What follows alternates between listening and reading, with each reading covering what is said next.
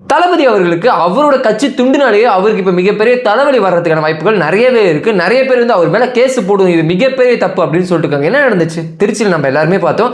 அவர் pray பண்ணுறதுக்காக search போனார், மசூதி போனார், கோவிலுக்கு போனார்.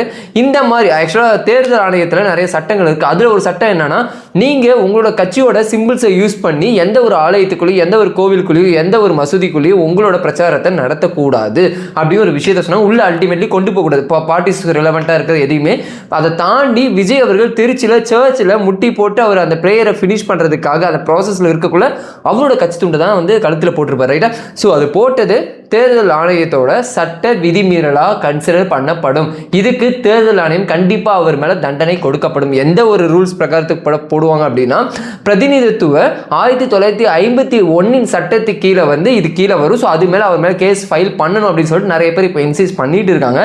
அப்படி ஒருவேளை தேர்தல் ஆணையம் நடவடிக்கை எடுத்தால் இவருக்கு 3 ஆண்டுகள் சிறை தண்டனை கொடுக்கலாம். அது மட்டும் இல்லாமல் ஃபைன் போடலாம். ஃபைன் போட்டாங்கன்னா 2 வருஷம் சிறை தண்டனையாக இருக்கும் அப்படின்னு சொல்லப்பட்டுருக்கு. இது மட்டும் இல்லை, யாரோ ஒருத்தர் இப்போ ஜெயிச்சிட்டாங்கன்னு வச்சுங்க, அந்த ஜெயிச்ச பிறகு இதே மாதிரி அவங்களோட கட்சியோட சிம்பிள்கள் எல்லாத்தையும் வச்சு ஆலயத்தில் போனோம்னா அவங்க ஜெயிச்சதே வந்து அக்செப்ட் பண்ணிக்க மாட்டாங்க. அதை ரிஜெக்ட் பண்ணுறதுக்கான பாசிபிலிட்டிஸும் அதுக்கான பவருமே தேர்தல் ஆணையத்தில் இருக்குன்னு சொல்லப்படுது. இது எப்படி நினைக்கிறீங்க? சரி, அவர் ப்ரே தானே பண்ணார், அங்கே போய் எதுவும் பிரச்சாரம் பண்ணலையே, கட்சை காட்டி கொடியை காட்டி அதெல்லாம் எதுவும் பண்ணலையே, சர்ச்சுக்குள்ளே போயிட்டு அவரோட ஃபினிஷ் பண்ணிட்டு வெளியே வந்துட்டார், இதுக்கெல்லாம் ஒன்றும் பெருசாக இந்த மாதிரி ரஷ் பண்ண வேண்டாம் அப்படின்னு நினைக்கிறீங்க? இல்லை, ரூல்ஸ் இஸ் ரூல்ஸ். யாருக்காக இருந்தாலும் இதுதான், அவர் போட்டுட்டு உள்ளே போயிருக்கிறது அப்படிங்கிற உங்களோட கருத்துக்கள் வழக்கமான கமெண்ட் வரவேற்கப்படுங்க. இந்த மாதிரி அப்பப்போ நம்ம ஊரில் நடக்கிற பாலிடிக்ஸும் ஜியோ பாலிடிக்ஸும் முக்கியமான விஷயம் எல்லாத்தையுமே தொடர்ந்து பார்க்கணும்னா வேறு எதுவுமே பண்ணது ஜஸ்ட் மறக்காமல் உங்களோட பேஜை ஃபாலோ பண்ணிக்கோங்க.